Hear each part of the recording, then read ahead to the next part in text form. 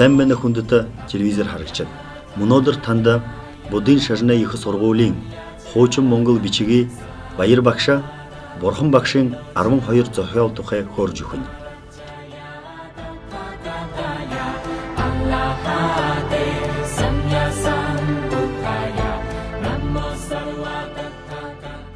Тэгээд 12 дахь зохиолын болвол Нирваны дөрөв зулхан зохиол болно.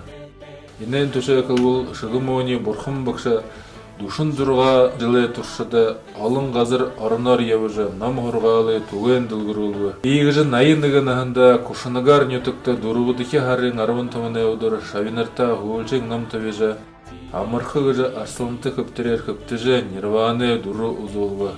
Но инэн төшөөхөл бол юунду хулээзнэ шулмасы даража мөнгөн чиди хотгый олон адлы Нирваны дөрөзүүлэм гэхэд шавинар бүхэмнэ ертөнцийн байдал гэши эксэс бодолтой гэж хэлдэг. Эксэс бодол гэшимнэ нэг тал нь бол үгээхэн үсэс хоёр тим болвол мөнхий бариад эксэс гэж тэр хоёр бодол.